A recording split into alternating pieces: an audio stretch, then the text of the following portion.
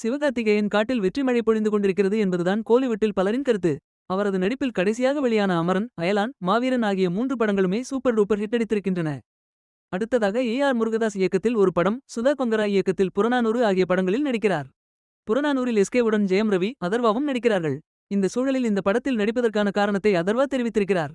சிவகார்த்திகேயன் சின்னத்திரையில் அறிமுகமாகி வெள்ளித்திரைக்குள் வந்தவர்.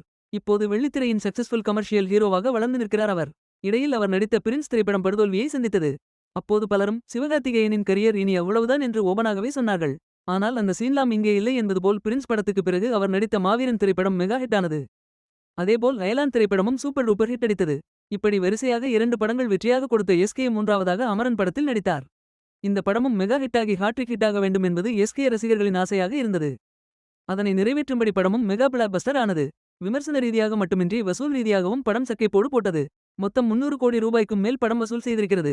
இதன் காரணமாக சிவகார்த்திகேயனின் ரசிகர்கள் மட்டுமின்றி எஸ்கேவும் செம ஹேப்பியில் இருக்கிறாராம். மேலும் அடுத்த படங்களுக்கு தனது சம்பளத்தை 60 கோடி ரூபாய் வரை உயர்த்தியிருப்பதாகவும் ஒரு தகவல் ஓடுகிறது. அடுத்ததாக அவரது கையில் ஏ.ஆர். முருகதாஸ் இயக்கத்தில் ஒரு படம், வெங்கட் பிரபு இயக்கத்திலும் சிபி சக்கரவர்த்தி இயக்கத்திலும் ஒரு படம், சுதா கொங்கரா இயக்கத்தில் புறநானூறு ஆகிய படங்கள் இருக்கின்றன. புறநானூறு படம் முதலில் சூர்யாவுக்கு சென்றது. அவர் விலகிய பிறகு உள்ளே வந்தார் சிவா. இதில் ஸ்ரீலீலா ஹீரோயினாக நடிக்கிறார். மேலும் முக்கியமான கதாபாத்திரத்தில் ஜெயம் ரவியும் அதர்வாவும் நடிக்கிறார்கள். படத்தின் பூஜை சமீபத்தில்தான் தொடங்கியது என்பது குறிப்பிடத்தக்கது. இந்நிலையில் புறநானூறு படத்தில் நடிப்பதற்கான காரணத்தை ஓபனாக பேசியிருக்கிறார் நடிகர் அதர்வா. அவர் அளித்த பேட்டி ஒன்றில், பாலாவின் இயக்கத்தில் பரதேசி படத்தில் நான் நடித்தபோதிருந்தே சுதா கொங்கரா எனக்கு நல்ல பழக்கம்.